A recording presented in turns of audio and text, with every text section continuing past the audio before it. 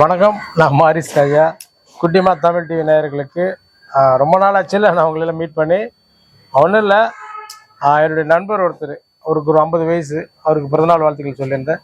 அவர் இங்கே திடீர்னு நடிக்கிறதுக்கு வாய்ப்பு கேட்டு ஒரு கம்பெனிக்கு போயிருக்காரு. அங்கே வந்து அவர் பேரெல்லாம் மாற்ற சொல்லி நடிப்பு கற்றுக்கிறதுக்காக என்கிட்ட வந்திருந்தார். நடிக்கிறதுக்கு வயசே முக்கியம் இல்லைங்க. 1 வயசுலேருந்து ஏன் பிறந்த குழந்தையிலேருந்து 90-100 வயசு வரைக்கும் நம்ம சினிமாக்குள்ளே நடிக்கலாம், வரலாம், போகலாம். அதை பற்றி எந்த பிரச்சனையும் கிடையாது. ஆனால் ஒரே ஒரு விஷயம் மட்டும் எல்லாருமே தெரிஞ்சுக்கணும். என்னென்னா, நடிக்க வர்றதுக்கு முன்னாடி 100 முறை யோசிக்கணும். உள்ளே வந்ததுக்கப்புறம் ஒரு முறை கூட நம்ம யோசிக்கக்கூடாது. ஏன்னா அந்த கலைக்காக நம்மளை அர்ப்பணிச்சிட்டோம்னாலே கலைத்தாய் நம்மளை வந்து அடுத்து கொண்டுட்டு போவாங்க. நடிப்பு அவ்வளோ ஒரு இன்வால்மெண்ட். அந்த காலங்களெல்லாம் பார்த்தீங்கன்னா சிவாஜி ஐயா எவ்வளோ பக்கம் டைலாக்குகள் எப்படி ஒரு ஃப்ளோவாக மாடுலேஷனோடு நடித்தாங்க. அதுக்கப்புறம் எஸ்எஸ்ஆர் அடித்தாங்க அந்த மாதிரி ஒரு ஃபீல்டில். அதுக்கப்புறம் சிவகுமார் ஐயா, இன்னும் நிறைய பேர், எம்ஜிஆர் அவர்கள் பார்த்தீங்கன்னா கூட நிறையா தமிழ் படங்களில் ஏகப்பட்ட பெரிய வசனங்களாக பேசி தான் நடிச்சிருக்காங்க. இப்போலாம் வசனங்கள் அவ்வளோ பெருசாகவே நம்ம எடுத்துக்கிறது இல்லை. இப்போ நீங்கள் அந்த மாதிரி ஏதாவது பெரிய வசனங்கள் பேசுவீங்களா மாஸ்டர்? நம்ம பேசுவோங்க. இப்போ பேசிக்கலாம் மக்களுக்காக. இப்போ அந்த அளவுக்கு லென்த்து நம்ம படங்கள் எல்லாம் கொடுக்கறது இல்லை. எல்லாமே இப்போ ஷார்ட்டாக தான் வருது. நிறைய கட் ஷார்ட் போயிடுறாங்க. டைலாக் அவ்வளோ லென்த்தாக நம்ம பேசி அவ்வளோ ஃபீல் பண்ணுற அளவுக்குலாம் எடுத்துக்கிறதுக்கு டைம் இல்லை. ஆடியன்ஸ் அந்த அளவுக்கு பார்க்குறதுக்கு பொறுமையே கிடையாது. டக்குன்னு கட்டாக போகிறாங்க. நிறைய ஷார்ட் ஆங்கில் மாற்றி பண்ணுறதுனால டைலாக்குகள் அந்த மாதிரி தான் கொடுக்குறாங்க. ஒரு இடத்துக்கு ரொம்ப ஒரு ஃபீலிங்காக இருந்ததுன்னா அது லென்த்து டைலாக்காக போகும். அது அந்த ஃபீலிங்கோட ஆர்ஆர் மிக்ஸ் பண்ணும்போது ரொம்ப அழகாக வந்துடும். அதுதான். இல்லை, இப்போ லென்த் டைலாக்குக்கும் ஷார்ட் டைலாக் என்ன வித்தியாசம்? லென்த்தாக பேசினா தானே ஒரு பெரிய ஷார்ட்னா தானே அந்த ஒரு ஃபீல் கரெக்டாக இருக்கும். கிடைக்குங்க. இப்போலாம் அந்த மாதிரி ஆர்டிஸ்ட் யார் இருக்காங்க? அவ்வளோ லென்த்தாக பேசுகிற அளவுக்குலாம் இல்லையே. எல்லாம் யூடியூப்ல நடிகர் ஆயிட்டாங்க. அப்படி நம்ம சொல்ல முடியாது. எல்லாத்துக்கும் டைமிங் ரொம்ப ஷார்ட்டாக இருக்குல்லங்க. இப்போ சீரியல்லாம் ஆக்ட் பண்ணிங்கன்னா அவங்களுக்கு எல்லாமே ப்ராம்ப்டிங் கொடுப்பாங்க. நீங்கள் 10 பக்கம் டைலாக உடனே மனப்பாடம் பண்ணி நடிக்கணுங்கிறது முடியாது. ஒரு நாளைக்கு ஒரு ஷெட்யூல் டைரக்டருக்கு ஒரு நாளைக்கு கொடுத்துருக்கிற டைமிங் பார்த்தீங்கன்னா 10 சீன் எடுக்கணுங்கும் பொழுது அவங்க எப்படி எடுப்பாங்க டைலாக் எல்லாம்? ஆமாம், சீரியல் அவ்வளோ டைலாக் எல்லாம் மனப்பாடம் பண்ணி பேச முடியாதுல்ல. எடுக்கிறாங்க. இருந்தாலும் அதுக்கு டைம் கொடுக்கணும் சார். இப்போ வந்து சின்ன பட்ஜெட் படங்கள்லாம் பார்த்தீங்கன்னா ஒரு நாளைக்கு 6 சீன் 5 சீன் எடுத்தானுங்கிற கட்டாயத்தில் இருக்கு. இப்போ பெரிய பட்ஜெட் படங்களுக்குலாம் ஒன்றும் பிரச்சனை கிடையாது. முன்னாடியே டைலாக் கொடுத்துருவாங்க. சில விஷயங்கள் அந்த ஸ்பாட்டில் வந்து பார்த்தீங்கன்னா நிறையா ஷார்ட்ஸ் எடுக்கிறப்போ டைமிங் எடுத்துவாங்க. ஒரு சீனை 2 நாள் 3 நாளாக கூட ஷூட் பண்ணுவாங்க. சின்ன பட்ஜெட் படங்களுக்குலாம் வந்து ரொம்ப பட்ஜெட் பிரச்சனையாக இருக்கும்.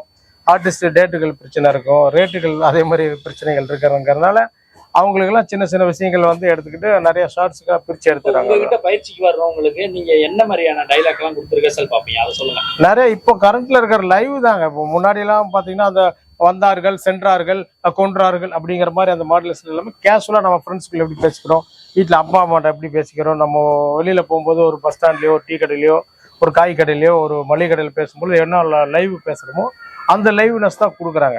ஒரு டைலாக்கை நம்ம மனப்பாடம் பண்ணுறதுக்கு முன்னாடி அந்த கதாபாத்திரத்தினுடைய ஃபீல் எடுத்துக்கிட்டாலே அந்த டைலாக்காக நம்ம பார்க்காம நம்ம லைவ்ல பேசியிருக்கிற அந்த ஃபீலோட எடுத்துக்கிட்டிங்கன்னா டைலாக்கு 10 பக்கங்கிறதுலாம் ரொம்ப ஈஸியாக ஆயிரும்.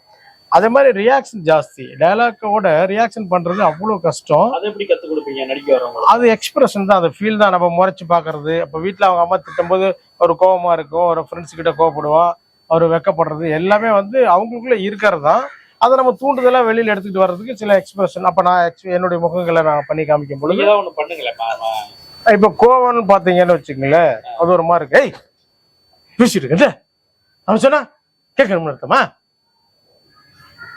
இப்படிதான் கோவம். ஒரு பயம்னா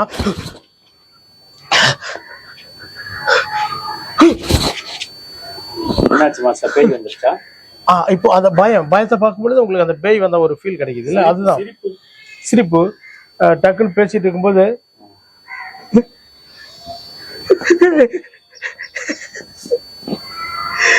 அழுக மாதிரி இருக்கு மாஸ்டர். அந்த 2 கலந்து அடிக்கிறோம். இப்போ சிரிக்கிறது அழுகிறது 2 கலந்து எப்படி அந்த ரியாக்ஷன் மாறுங்கிறதுக்கான நிறைய ஃபீல் கொடுத்து நம்ம எடுத்துக்கிட்டு வரோம். லவ் ஏதாவது கொடுங்களேன். லவ் மூட்ல அந்த ஒரு ஃபீல் வரும். அப்படி கெத்தா அப்படியே ஃபீல் பண்ணுவோம். ரொமான்டிக் மோடா? ஆமா, ரொமான்டிக் மோடு. உங்ககிட்ட பசங்க மட்டும்தான் பயிற்சி வந்திருக்காங்க, பெண்களும் வந்திருக்காங்க? பெண்கள் வராங்க. ஹீரோயின்ஸ் வராங்க, ஹீரோயினுடைய அம்மா கதாபாத்திரத்துக்கு வராங்க, ஒரு வில்லி கதாபாத்திரத்துக்கு வராங்க, ஒரு தங்கச்சி கதாபாத்திரம். பயிற்சியா சில பேர் வந்து என்னுடைய ஸ்பாட்டுக்கு வருவாங்க. சில பேர் வந்து அவங்க வீட்டுக்கே கூப்பிட்டு சில இதெல்லாம் ட்ரெயின் பண்ண சொல்லுவாங்க. ஏன்னா அவங்க வெளியில வந்துட்டு பண்ணிட்டு போறதுக்கு டைம் எடுத்துக்குங்கிறதுனால அவங்க வீட்லயே நாங்க ட்ரெயின் பண்றோம். அதுதான் மேக்சிமம் நான் 15 நாள் தான் சொல்லியிருக்கேன்ல. ஆமாமா. நான் தான் சொல்றேன் சார், அவங்களுக்குள்ள நிறைய விஷயங்கள் இருக்கும். நாங்க தூண்டுதல் தான், நடிப்பு இன்னும் நானே தான் கத்துக்கிட்டு தான் இருக்கேன்னு சொல்றேன்ல. அதனால நடிப்புங்கிறது வந்து ஒரு பெரிய கடல். கடல். அது வந்துகிட்டே தான் இருக்கு, நிறைய வெரைட்டிஸ். இப்ப அந்த காலங்களில் நடிச்ச மாதிரி இப்ப நடிக்கிறது இல்லைல்ல. ஆமா. இப்ப இன்னொரு அடுத்த காலங்களுக்கு வரும்போது இன்னும் வேற மாதிரி டெக்னாலஜி வரும்போது அது வேற மாதிரி ஒரு பேட்டர்ன்ல இருக்கும். அதுதான். இப்ப அந்த காலகட்டங்கள் படங்களுக்கு இந்த காலகட்டங்களுக்கு டைலாக் மட்டும் தான் வேரியேஷன் ஆயிருக்கா, வேற எதுவும் வேரியேஷன் ஆகலையா?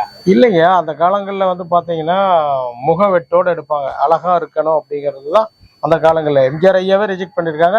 ஏன் பராசக்தியில சிவாஜி ஐயாவே உடம்பு லீனா இருக்குன்னு சொல்லி அவரையுமே கேன்சல் பண்ணியிருக்காங்க.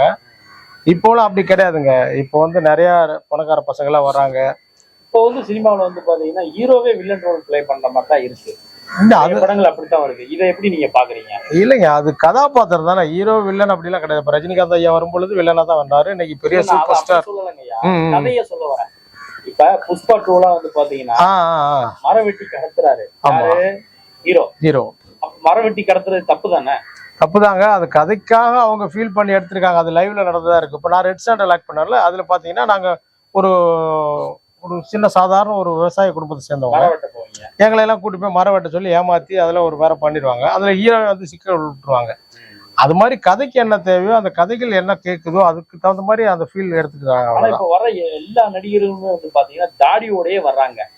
முன்னாடி எல்லாம் வந்து பாத்தீங்கன்னா ஜெமினி கணேசன் காலத்துல எல்லாம் வந்து பாத்தீங்கன்னா சோகமா இருந்தாதான் தாடி வளர்ப்பாங்க. கண்டிப்பா. சிவாஜி ஐயா, எம்ஜிஆர் ஐயா எல்லாம். இப்ப வர்றவங்க எல்லாம் ஹீரோவே தாடியோட வர்றாங்களே, என்ன காரணம் சார்? இப்போ அது ஃபேஷன் ஆயிடுச்சு சார். இப்போ தனுஷ் சார் பார்த்தீங்கன்னா ரொம்ப லீனா வந்துருக்காரு. அது மாதிரியே எல்லாம் நடிச்சிட்டு தனுஷ் சார் நடிக்கிறாரு, நானும் நடிக்கலாம் அப்படின்ட்டு சொல்லி வராங்க. அவங்க அப்பா டைரக்டரா இருந்தாரு, அவங்க பேக்ரவுண்ட் பெருசா இருந்தது, ஈஸியா உள்ள வந்துட்டாரு. இன்னும் நிறைய பேர் வராங்க, எல்லாருமே பார்த்தீங்கன்னா ஒரு ஸ்டைலுக்காக தாடி வச்சுக்கிறது, முடி ஹேர் நிறைய வளர்த்துறது.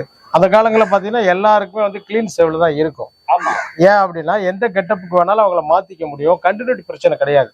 இப்போவும் அதே தான்.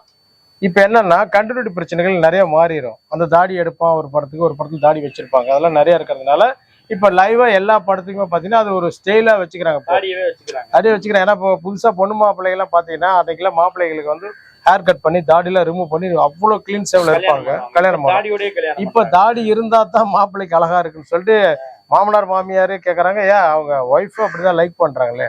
ஆமா, இப்ப எனக்கு ஆமா ஆமா இப்போ எனக்கு பாத்தீங்கன்னா இந்த ஒயிட்டே வந்து ஒரு படத்துக்காக தான் கண்டினியூ பண்ணல. ஆமாமா, பொண்ணு பாத்துட்டு இருக்கோம்.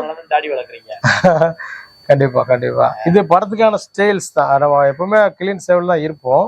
பட் இது படங்களுக்கு கதாபாத்திரங்களுக்காக நம்ம மாஸ்டர் இருக்கும் பொழுது என்ன கேட்கறாங்களோ அதை நம்ம பண்ணணும்ல. நான் மேக்ஸிமம் கண்டினியூட்டி ஃபாலோ பண்ணிட்டு தான் இருக்கேன். நீங்க அப்ப இதே கெட்டப்ல தான் நிறைய படங்கள் ஆமா. கண்டினியூட்டி மீன்ஸ் இந்த ஹேர் மேலே ஏற்றுவோம், ஹேரை கழிச்சு விடுவோம், சென்டர் வாக்கு சம்திங் அவங்க என்னென்ன கேட்கறாங்களோ அதுக்கு தகுந்த மாதிரி அந்த கதாபாத்திரங்கள் மாறிடும். பட் லுக் வைஸா அந்த ஹேர் அப்படிதான் இருக்கும். ஆமா. ரொம்ப நன்றி மாஸ்டர். ரொம்ப ரொம்ப சந்தோஷம். குட்டிமா தமிழ் டிவி நேயர்களுக்கு என்னுடைய மனமார்ந்த நன்றி.